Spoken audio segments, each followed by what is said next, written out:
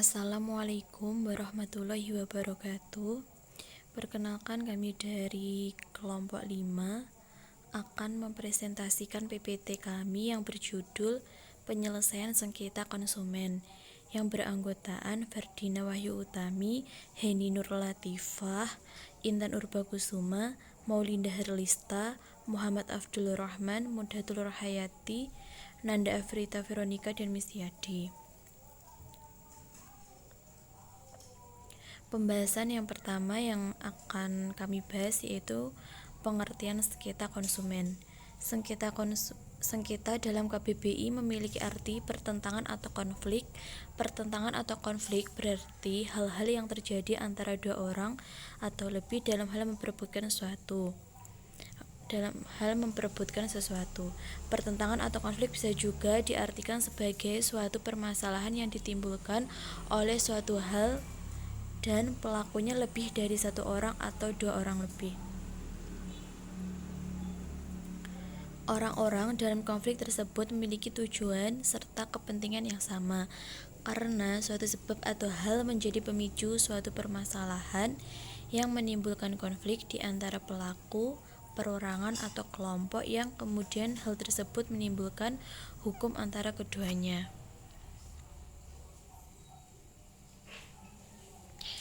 Pengertian konsumen menurut pengertian pasal 1, angka 2 UU PK, konsumen adalah setiap orang pemakai barang dan atau jasa yang tersedia dalam masyarakat, baik bagi kepentingan diri sendiri, keluarga, orang lain maupun makhluk hidup lain dan tidak untuk diperdagangkan. Sengketa konsumen adalah sengketa berkenaan dengan pelanggaran hak-hak konsumen. Proses beracara dalam penyelesaian sengketa diatur dalam UU PK. UU PK ini mengatur beberapa pasal ketentuan beracara, maka secara umum pengaturan hukum acara seperti dalam HIR dan Kitab Undang-Undang Acara Pidana tetap berlaku. Selanjutnya mengenai ruang lingkup sengketa konsumen yang akan dijelaskan rekan saya.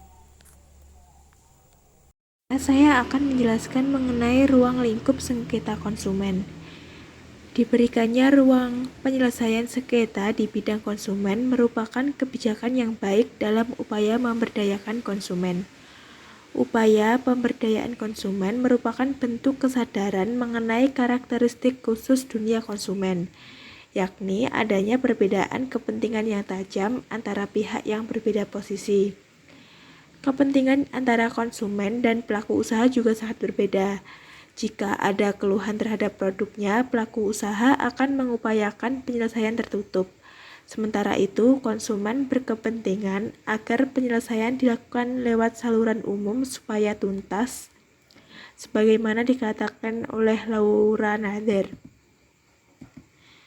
Dalam perbedaan kepentingan itu, John Rawls mengatakan setiap pihak hendaknya memiliki kesempatan yang sama dalam memposisikan diri ke arah eksistensi hidup yang lebih baik, karena hal itu merupakan perwujudan keadilan masyarakat. Dibukanya ruang penyelesaian sengketa secara khusus oleh UU PK tahun 1999 memberikan berbagai manfaat bagi berbagai kalangan, bukan saja konsumen tapi juga bagi pelaku usaha sendiri, bahkan juga pemerintah. Manfaat bagi konsumen adalah yang pertama, mendapat ganti rugi atas kerugian yang diderita. Yang kedua, melindungi konsumen lain agar tidak mengalami kerugian yang sama. Karena satu orang mengadu, maka sejumlah orang lainnya dapat tertolong. Yang ketiga, menunjukkan sikap pada masyarakat, pelaku usaha lebih memperhatikan kepentingan konsumen. Bagi kalangan pelaku usaha, ruang penyelesaian sengketa atau penegakan hukum konsumen memiliki arti dan dampak tertentu. Manfaatnya adalah yang pertama, pengaduan dapat menjadi tolak ukur dan titik tolak untuk memperbaiki mutu produk dan memperbaiki kekurangan lain yang ada. Yang kedua, dapat sebagai informasi dari adanya kemungkinan produk tiruan. Bagi pemerintah sebagai pengambil kebijakan dan pengendali berbagai kepentingan rakyat, perkembangan itu penting karena memberikan manfaat-manfaat sebagai berikut. Yang pertama, lebih memudahkan pengawasan dan pengendalian terhadap produk yang beredar di pasaran.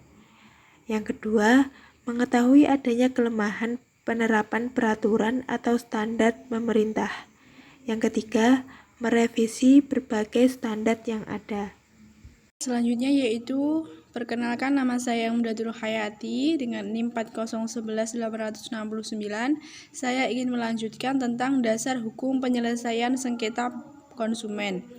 Yang pertama yaitu pasal 23 UU nomor 8 tahun 1999 tentang perlindungan konsumen. Mengatur bahwa konsumen dapat mengajukan gugatan pada pelaku usaha melalui Badan Penyelesaian Sengketa Konsumen atau ke Badan Peradilan. Kemudian, menurut pasal 52 UU PK, salah satu kewenangan dari Badan Penyelesaian Sengketa Konsumen adalah menerima pengaduan baik tertulis maupun tidak tertulis dari konsumen tentang terjadinya pelanggaran terhadap perlindungan konsumen.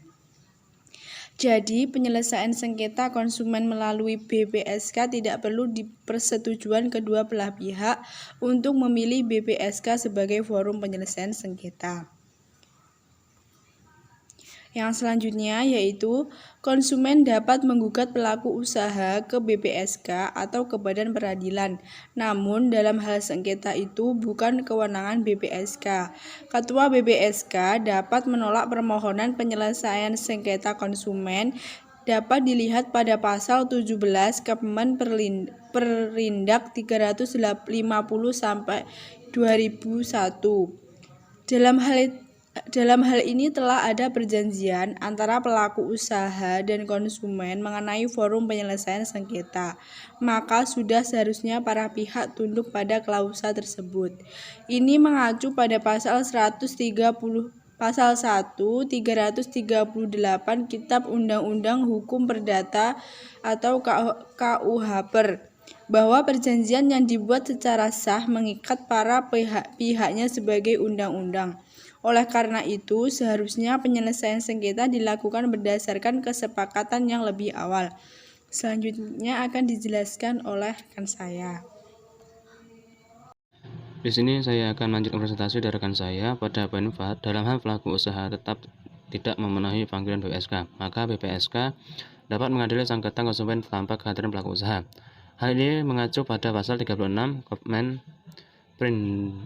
Perindak 350 201, yaitu dalam hal pelaku usaha tidak hadir pada hari persidangan hari pertama, Majelis Hakim BPSK akan memberikan kesempatan terakhir kepada pelaku usaha untuk hadir pada persidangan kedua dengan membawa alat bukti yang diperlukan. Jika pada persidangan kedua pelaku tidak hadir, maka gugatan konsumen dikabulkan oleh majelis tanpa kehadiran pelaku usaha.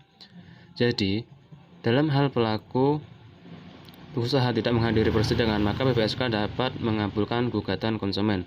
Adapun keputusan BPSK sendiri adalah keputusan yang final yang telah mempunyai kekuatan hukum yang tetap.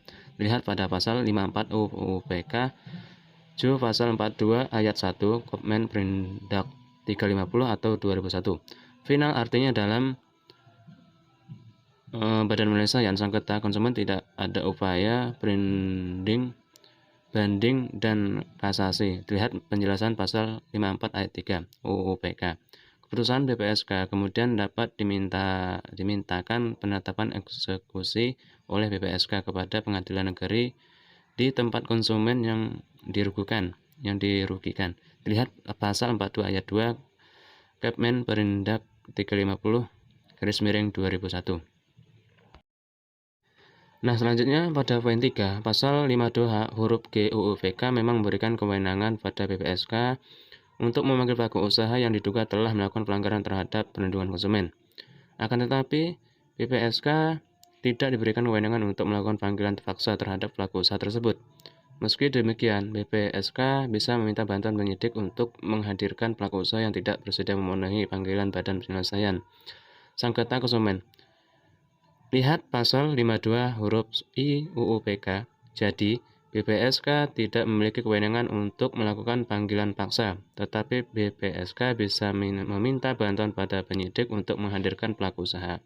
Penyidik di sini mengacu pada penjabat Polisi Negara Republik Indonesia dan penjabat pegawai negeri sipil tertentu di lingkungan instansi pemerintah yang lingkup tugas dan tanggung jawabnya di bidang perlindungan konsumen. Lihat pasal 59 ayat 1 UU PK.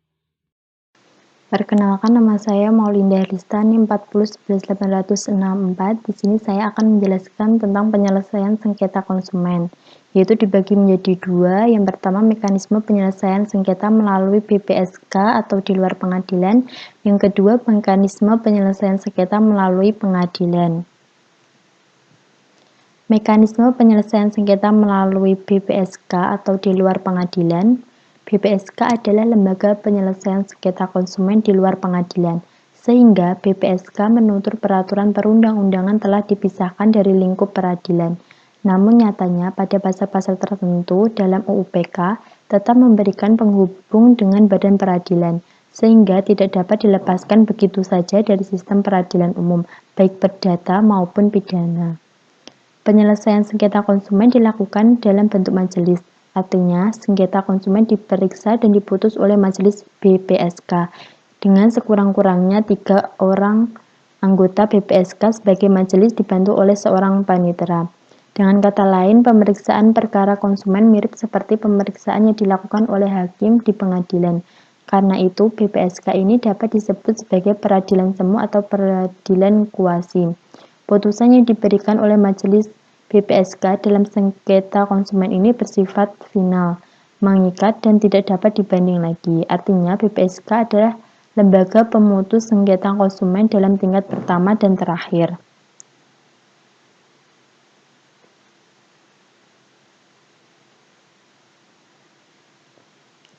Penyelesaian sengketa di luar pengadilan yaitu dengan proses membuat pengaduan ataupun gugatan atas kerugian yang dilakukan pelaku usaha ke BPSK atau LPKSM.